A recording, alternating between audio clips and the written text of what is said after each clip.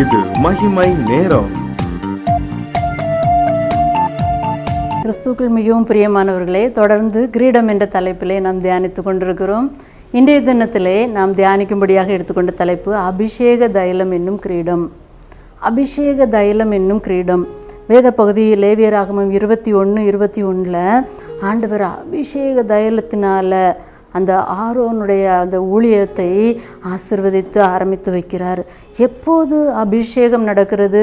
உலக பிரகாரமாக பல்வேறு அபிஷேகங்களை குறித்து நாம் கேள்விப்படுகிறோம். ஊழியத்திற்கு செல்லும் முன்பாக வேதம் ஆசாரியர்களை அபிஷேகிக்கிறது, அபிஷேக தைலத்தினால் அவர்களை அபிஷேகிக்கிறது. நாம் சவுலை பார்க்கிறோம். முதல் ஆண்டவர் ராஜாவாக தேர்ந்தெடுக்கும் போது சவுலை அவர் அபிஷேகம் பண்ணி ராஜாவாக தேர்ந்தெடுக்கிறார்.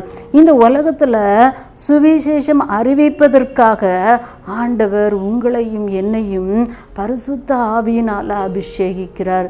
கிறிஸ்துவுக்குள் மிகவும் பிரியமானவர்களே, 3 காரியங்களில் இந்த உலக பிரகாரமாக ஆண்டவர் நம்மை அபிஷேகிக்கிறார்.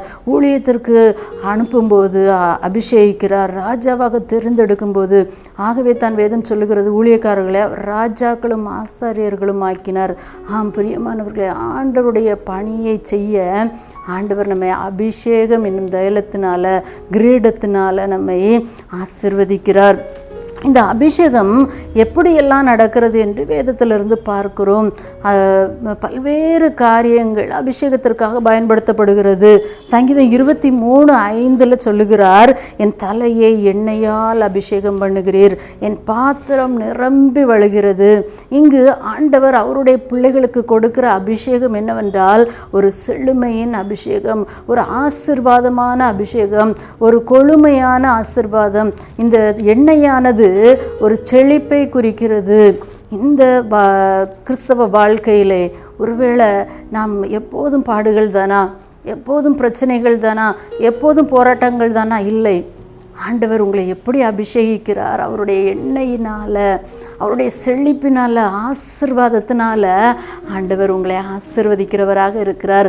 அவர் ஒருபோதும் நமக்கு தீங்கு செய்கிறவர் அல்ல. ஒருபோதும் நாம் கவலைப்பட வேண்டும், கஷ்டப்பட வேண்டும் என்று நினைக்கிற ஆண்டவர் அல்ல. அவருடைய பிள்ளைகளுக்கு அவர் கொடுக்கிற ஆசீர்வாதம் எண்ணெயினால் ஆசீர்வதிக்கிறார். அடுத்ததாக ஆண்டவர் நமக்கு கொடுக்கிற அபிஷேகம் ஆனந்த தைலம் என்னும் அபிஷேகம். ஆண்டவராகிய இயேசு கிறிஸ்துவுக்கு ஆண்டவர் அந்த ஆனந்த தைலம் என்ற அபிஷேகத்தை கொடுத்தார். ஆண்டவராகிய இயேசு கிறிஸ்துவுக்கு தேவன் கொடுத்தார்.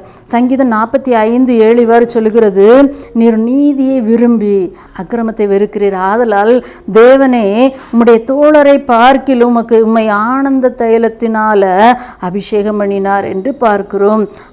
ஆண்டவரை போல நாம் நீதியை செய்யும்போது, அக்கிரமத்தை வெறுத்து நீதியை விரும்பும்போது, மற்றவர்களுக்கு நாம் அக்கிரமம் செய்கிறவர்களாக காணப்படாமல் நீதி செய்கிறவர்களாக காணப்படும் போது ஆண்டவர் உங்களையும் என்னையும் எப்படி அபிஷேகிக்கிறாராம்? அவருடைய ஆனந்த தைலத்தால் அபிஷேகிக்கிறார்.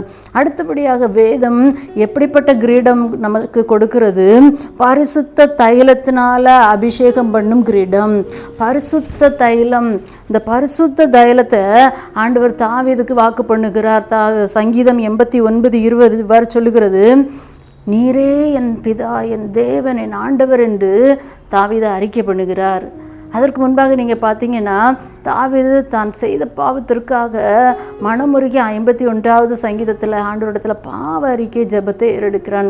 ஆண்டவரை சுத்த இருதயத்தை என்னிலே சிருஷ்டியும், நிலைவரமான ஆவியை என்னிடத்தில் உள்ளத்தில் புதுப்பியும் என்று கெஞ்சுகிறார்.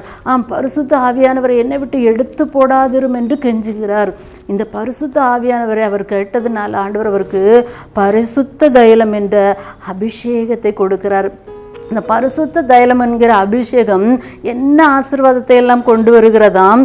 சங்கீதம் 89:20 நீங்கள் பார்ப்பீர்கள் என்றால் ஆண்டவர் சொல்லுகிறார் தாவீதை குறித்து, அவன் என் முதற் பேரானவன், என்னுடைய ஃபஸ்ட்டு பிள்ளை அப்படின்னு சொல்லுவாங்கள்ல, பெருமையாக அப்படி சொல்கிறாரு. மகா உயர்ந்தவன். அது மட்டும் இல்லை, அவனுடைய சந்ததி என்றென்றைக்கும் நிலைத்திருக்கும். ராஜ்யபாரம் அவனுடைய சந்ததியிலேருந்து நான் எடுத்து போட மாட்டேன். என் கிருபை அவனை விட்டு நான் விலக்க மாட்டேன். நான் தானியேலுக்கு பொய் சொல்ல மாட்டேன். யோசித்து பாருங்கள், அவர் பொய் சொல்லுகிறதற்கு மனிதன் அல்ல, மனமாற அவர் மனுபுத்திரனும் அல்ல.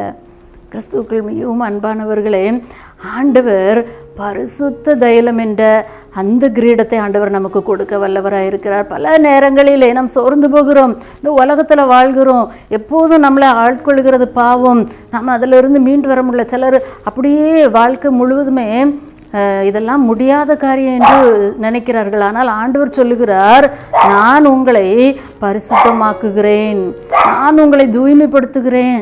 ஆண்டவர் நம்மளை பிரித்து எடுக்கிறார், சுத்தப்படுத்துகிறார், அவருடைய பரிசுத்த ஆவியினால் அலங்கரிக்கிறார். ஆனால் நாம் மறுபடியும் அந்த பாவத்தை அறிக்கையிடாமல், அதை விட்டு விடாமல், அறிக்கையிட்டு விட்டு விடுகிறவனே இரக்கம் பெறுவான். விட்டு விடுகிறோமா? அது மீண்டும் மீண்டும் மீண்டும் மீண்டும் அதை செய்து கொண்டே காணப்படுகிறோமா? அல்லது பேசிக்கொண்டே இருக்கிறோமா? அடுத்தபடியாக ஆண்டவர் கொடுக்கிற அபிஷேகம் என்னும் தைலம், அபிஷேக தைலம் என்னும் கிரீடம் என்னவென்றால் பரிசுத்த ஆவியின் அபிஷேகம். ஆண்டவராக இயேசு கிறிஸ்து ஊழியத்தை ஆரம்பிக்கும் முன்பாக அவர் என்ன செய்கிறார்? பரிசுத்த ஆவியை வனாந்திரத்தில் போய் பரிசுத்த ஆவியானவருடைய அபிஷேகத்தை பெற்று தான் அவர் 3 வருஷம் ஊழியம் செய்கிறதை நாம் பார்க்கிறோம்.